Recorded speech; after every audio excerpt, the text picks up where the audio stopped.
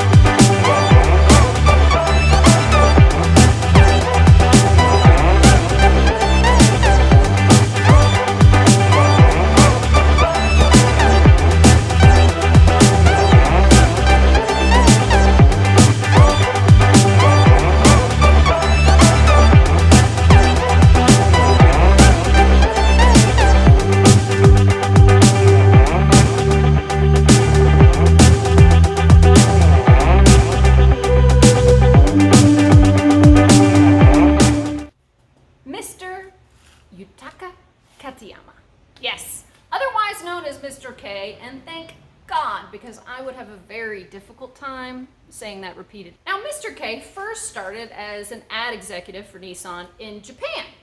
He would then later go on to be the first president of the Nissan Motor Corporation USA.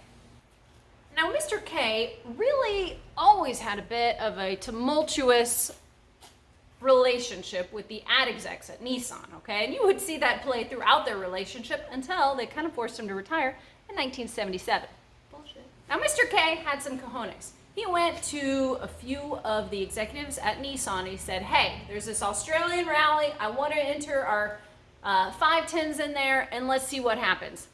They, and you'll hear this pretty frequently in the history of Nissan coming to the USA and the Z and Datsun, all this stuff. Nissan was rather paralyzed by fear all the time, it sounds like. So they said, sure, but you're going to put them in as the Datsun. They will not bear the Nissan name. And they won. And then as a reward, they sent him off to the States. And that was half, like I said, reward, and half, they were just tired of dealing with him. All right, it is 1960, and Mr. K is in the US trying to figure out how to sell these total bust passenger cars that Nissan sent over him. Early Datsun, I think that they, a nickname was like a heat coffin or something. I don't know. They were terrible, and they were not reliable at all on highways. So Mr. K talked Nissan into enlarging the Datsun 510 engine into a 1.6 liter, which then made it actually viable for the US highways. So that actually starts selling the 510 with an enlarged 1.6 liter engine. And then, Mr. K is paying attention. He's surveying the scene. And when you think about it, really, the 50s and 60s were a rad time for sports cars. This was before all of our 1970s safety regulations that dulled some things down and, frankly, also scared off a lot of car manufacturers. And it is with that, he takes that observation to Japan and he tells them, we have serious potential creating a sports car and sending it over to the US. And now we have officially hit the history mark of the Datsun 240Z. And some of you might still be like, what? Datsun? Nissan? Huh? What's going on? I don't know. And frankly, Nissan was terrified of failure. Weren't going to handle it well, didn't even want to try it. So what they did was slap the Datsun name onto it instead of Nissan. However, after the Z became one of the top selling sports cars, they went ahead and called it the Nissan Z. Whew. All right, guys, I don't know if you can tell, but it is hot as heck in here. Got hair sweaty everywhere, shirt sweat stains. So it felt very appropriate to go ahead and just take a beer 30 moment. Everybody's tired of coronavirus. Now, I had meant to bring some of my own home brew, but I totally forgot, and luckily there was one beer left in the fridge. Thanks Jason Lang, who I think left that beer in there. All right, let's get back to some car history. That was a refreshing break. So Nissan builds the Fairlady, and that it was released into Japan in 1969, and in 1971 would be when the 240Z hits the States.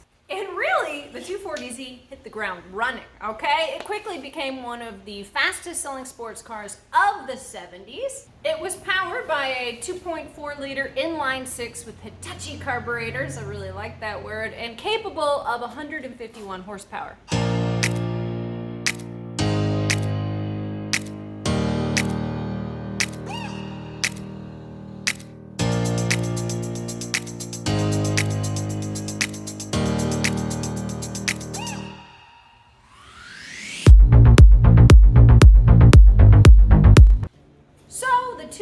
Is a total hit, and Nissan is like, yes, all right.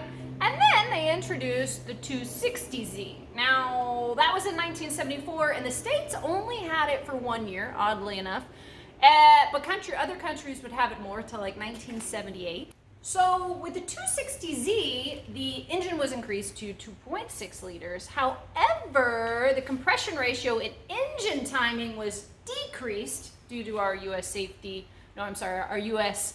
emissions regulations. We ruined everything. So actually, the power output dropped to 140 horsepower for the 260Z. And so with the 260Z in 1974, in the last half of the year, there was actually a model that had the full power output. So it had 165 horsepower, and it also was the start of the rubber bumpers that we would see in the 280Z. A thing to think about, that second half of 1974 was also when the MGB went from chrome bumpers to their rubber bumpers. And then in 1975, we would see the introduction of the 280Z, which had a 2.8 liter engine in it. And some of you who are good with patterns might see a pattern forming. The 240Z was a 2.4, the 260Z was a 2.6. Now, with that 2.8 liter engine, they also had a Bosch L Jetronic fuel injection system and an optional 5-speed manual transmission.